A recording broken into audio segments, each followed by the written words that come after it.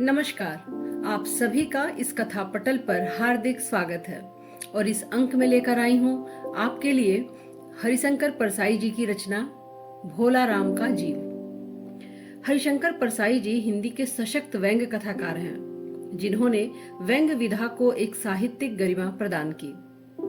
आज के जीवन की विषमता, मजबूरी को हास्य और व्यंग्य के माध्यम से सहानुभूतिपूर्ण करुणा के साथ अंकित करने की हरिशंकर परसाई जी में अद्भुत क्षमता थी। इस कहानी का नायक भोला राम, जो जीवन भर अभावों में पिसता रहा, रिटायर हो गया, मगर उसे पेंशन नहीं मिली। यह सहज ही अनुमान लगा सकते हैं कि एक अत्यंत सामान्य स्थिति का मनुष्य रिटायर होने के बाद अगर उसे 5 बरस तक पेंशन न मिले तो उसके परिवार का क्या हालत होगा। जर्जर परेशान भोला राम अंततः मर जाता है, लेकिन उसे पेंशन नहीं मिलती। कहते हैं ना, आत्मा की जो आखिरी इच्छा होती है वह उसे लिए बगैर नहीं जाती, और अगर जाती भी है तो उसकी आत्मा पर एक वजन होता है। भोला राम ने अपनी पेंशन की फाइल पर वजन यानी कि रिश्वत नहीं रखी थी। जो भारीपन, जो वजन उसकी आत्मा पर पड़ गया। तो हुआ क्या? भोला राम की आत्मा अपनी पेंशन की फाइल में ही छुप गई। और फिर आगे क्या हुआ? परसाई जी ने धर्मराज, चित्रगुप्त, यमदूत, नारद मुनि आदि अलौकिक पात्रों को मनुष्य के स्वाभाविक रूप में प्रस्तुत करके बड़े रोचक ढंग से वर्तमान शासन तंत्र का कच्चा चिट्ठा खोल दिया है। तो आइए सुने भोला राम का जीव। ऐसा कभी नहीं हुआ था। धर्मराज लाखों वर्षों से असंख्य आदमियों को कर्म और सिफारिश के आधार पर स्वर्ग या नरक में निवास स्थान अलॉट करते आ रहे थे, पर ऐसा कभी नहीं हुआ था। सामने बैठे चित्रगुप्त बार बार चश्मा पोंछ, बार बार थूक से पन्ने पलट रजिस्टर देख रहे थे। गलती पकड़ में नहीं आ रही थी। आखिरकार उन्होंने खींचकर रजिस्टर इतने जोर से बंद किया कि मक्खी चपेट में आ गई। उसे निकालते हुए बोले, महाराज, रिकॉर्ड सब ठीक है। भोला राम के जीव ने 5 दिन पहले देह त्यागी और यमदूत के साथ इस लोक के लिए रवाना भी हुआ था, पर यहाँ अभी तक नहीं पहुंचा। धर्मराज ने पूछा, और वह दूत कहाँ है? महाराज, वह भी लापता है। इसी समय द्वार खुले और एक यमदूत बहुत बदहवास सा वहां आया। उसका मौलिक कुरूप चेहरा परिश्रम, परेशानी और भय के कारण और भी विकृत हो गया था। उसे देखते ही चित्रगुप्त चिल्ला उठे, अरे तू कहाँ रहा इतने दिन? भोला राम का जीव कहाँ है? यमदूत हाथ जोड़कर बोला, दया निधान, मैं कैसे बतलाऊं कि क्या हो गया। आज तक मैंने धोखा नहीं खाया था, पर इस बार भोला राम का जीव मुझे चकमा दे गया। 5 दिन पहले जब जीव ने भोला राम की देह त्यागी, तब मैंने उसे पकड़ा और इस लोक की यात्रा आरंभ की। नगर के बाहर ज्यों ही मैं उसे लेकर एक तीव्र वायु तरंग पर सवार हुआ, त्यों ही मेरे चंगुल से छूटकर न जाने कहां गायब हो गया। इन 5 दिनों में मैंने सारा ब्रह्मांड छान डाला, पर उसका कहीं पता न चला। धर्मराज क्रोध से बोले, मूर्ख, जीवों को लाते लाते बूढ़ा हो गया, फिर भी एक मामूली बूढ़े आदमी के जीव ने तुझे चकमा दे दिया। दूत ने सिर झुकाकर कहा, महाराज, मेरी सावधानी में बिल्कुल कसर नहीं थी। मेरे इन अभ्यस्त हाथों से अच्छे अच्छे वकील भी नहीं छूट सके, पर इस बार तो कोई इंद्रजाल हो गया। चित्रगुप्त ने कहा, महाराज, आजकल पृथ्वी पर इस प्रकार का व्यापार बहुत चला है। लोग दोस्तों को फल भेजते हैं और वे रास्ते में ही रेलवे वाले उड़ा लेते हैं। होजरी के पार्सलों में मोजे रेलवे अफसर पहनते हैं। मालगाड़ी के डिब्बे रास्ते में कट जाते हैं। एक बात और हो रही है, राजनीतिक दलों के नेता विरोधी नेता को उड़ाकर कहीं बंद कर देते हैं। कहीं भोला राम के जीव को भी तो किसी विरोधी ने मरने के बाद खराबी करने के लिए कहीं उड़ा तो नहीं दिया। धर्मराज ने व्यंग से चित्रकूट की ओर देखते हुए कहा, तुम्हारी भी रिटायर होने वाली की उम्र हो गई। भला भोला राम जैसे नगण्य दीन आदमी से किसी को क्या लेना देना। इसी समय कहीं से घूमते फिरते नारद मुनि वहां आ गए। धर्मराज को गुमसुम बैठे देख बोले, क्यों धर्मराज, चिंतित बैठे हो? क्या नर्क में निवास स्थान की समस्या अभी हल नहीं हुई? धर्मराज ने कहा, वह समस्या तो कभी की हल हो गई मुनिवर। नर्क में पिछले सालों में कई गुणी कारीगर आ गए हैं। कई इमारतों के ठेकेदार हैं जिन्होंने पूरे पैसे लेकर रद्दी इमारतें बनाई। बड़े बड़े इंजीनियर भी आ गए हैं जिन्होंने ठेकेदारों से मिलकर भारत की पंचवर्षीय योजनाओं का पैसा खाया। ओवरसियर हैं जिन्होंने उन मजदूरों की हाजिरी भरकर पैसा हड़पा जो कभी काम पर गए ही नहीं। इन्होंने बहुत जल्दी नर्क में कई इमारतें तान दी हैं। वह समस्या तो हल हो गई। भोला राम के नाम के एक आदमी की 5 दिन पहले मृत्यु हुई। उसके जीव को यह दूत यहाँ ला रहा था कि जीव इसे रास्ते में चकमा देकर भाग गया। इसने सारा ब्रह्मांड छान डाला पर वह कहीं नहीं मिला। अगर ऐसा होने लगा तो पाप पुण्य का भेद ही मिट जाएगा। नारद ने पूछा, उस पर इनकम टैक्स का बकाया तो नहीं था? हो सकता है उन लोगों ने रोक लिया हो। चित्रगुप्त ने कहा, इनकम होती तो टैक्स होता, भूखमरा था। नारद बोले, मामला बड़ा दिलचस्प है। अच्छा, मुझे बताओ, उसका नाम पता बतलाओ, मैं पृथ्वी पर जाता हूँ। चित्रगुप्त ने रजिस्टर देखकर बताया, भोला राम नाम था उसका। जबलपुर शहर के धर्मापुर मोहल्ले में नाले के किनारे एक 1.5 कमरे के टूटे फूटे मकान में वह परिवार सहित रहता था। उसकी एक स्त्री थी, 2 लड़के और 1 लड़की। उम्र लगभग 65 साल। सरकारी नौकर था। 5 साल पहले रिटायर हो गया था। मकान का किराया उसने 1 साल से नहीं दिया था, इसलिए मकान मालिक उसे निकालना चाहता था। इतने में भोला राम ने संसार ही छोड़ दिया। आज 5वां दिन है। बहुत संभव है कि अगर मकान मालिक वास्तविक मकान मालिक है तो उसने भोला राम के मरते ही उसके परिवार को निकाल दिया होगा। इसलिए आपको परिवार की तलाश में काफी घूमना पड़ेगा। माँ बेटे के सम्मिलित क्रंदन से नारद भोला राम का मकान पहचान गए। द्वार पर जाकर उन्होंने आवाज लगाई, नारायण नारायण।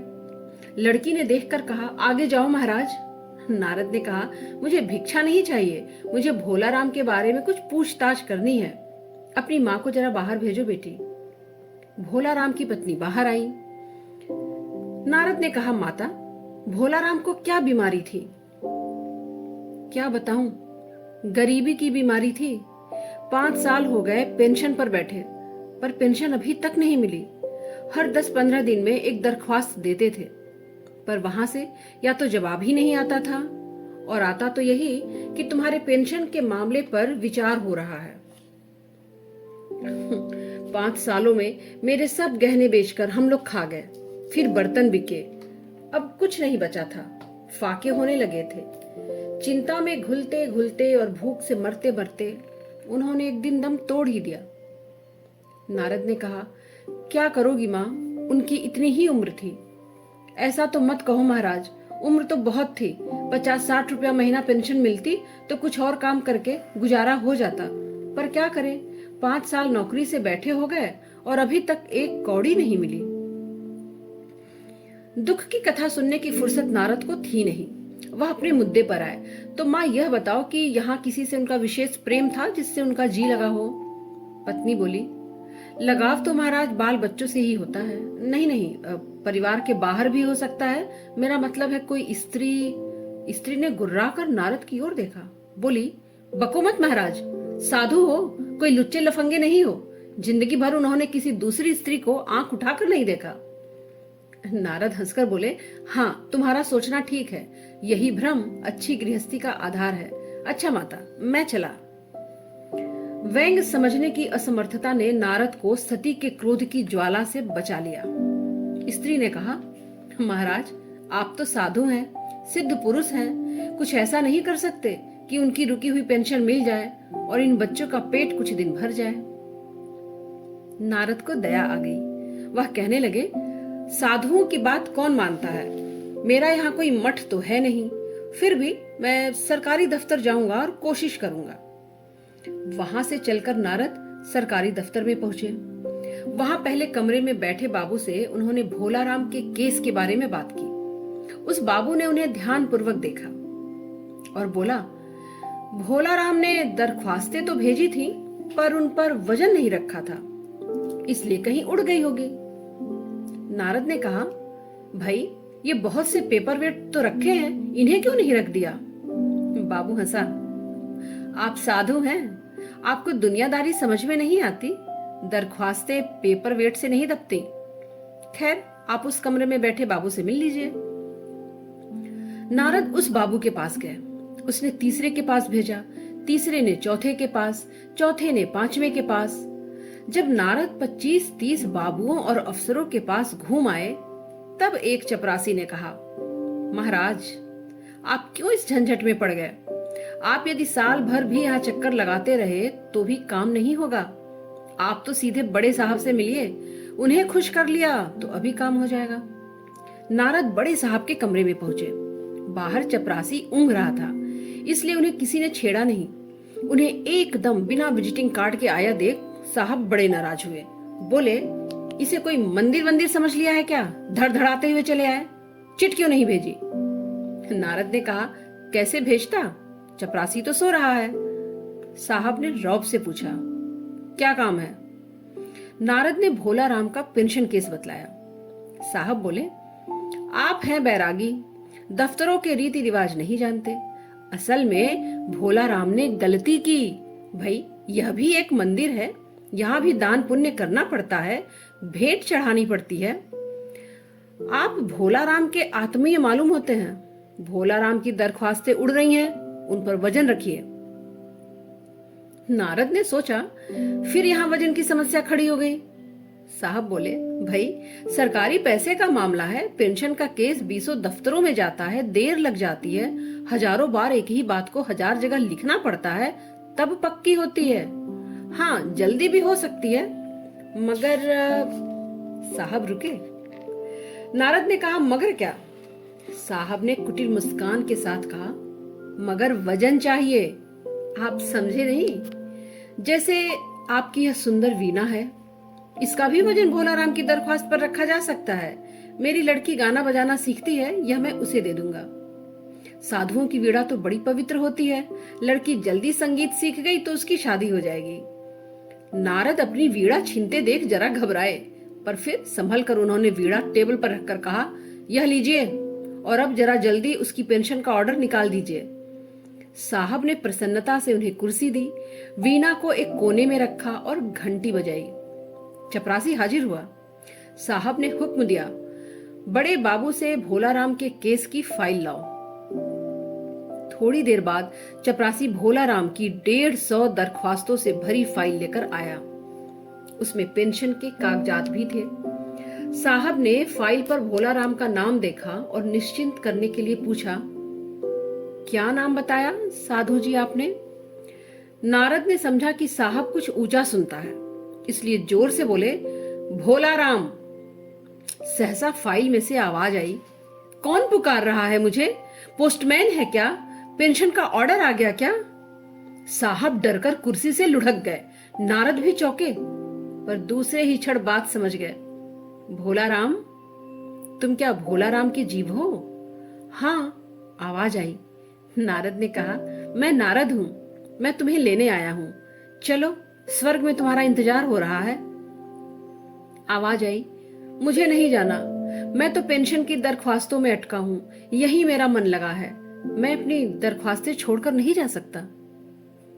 दोस्तों, वर्तमान समय की विसंगतियों को दर्शाने वाला विशेषकर सरकारी दफ्तरों के कार्यप्रणाली पर एक सुंदर व्यंग हरिशंकर परसाई जी का ये रचना भोला राम का जीव, जो लोगों में काफी लोकप्रिय है। यह रचना हमें सिखाती है, दिखाती है कि एक निम्न मध्यम वर्गीय व्यक्ति, एक औसत साधारण जीवन जीने वाला व्यक्ति मरने के बाद भी चैन नहीं पा सकता। आशा करती हूँ कि ये व्यंग रचना आपको पसंद आई होगी। लाइक करें, चैनल को शेयर करें, सब्सक्राइब करें। आपका बहुत बहुत धन्यवाद। नमस्कार।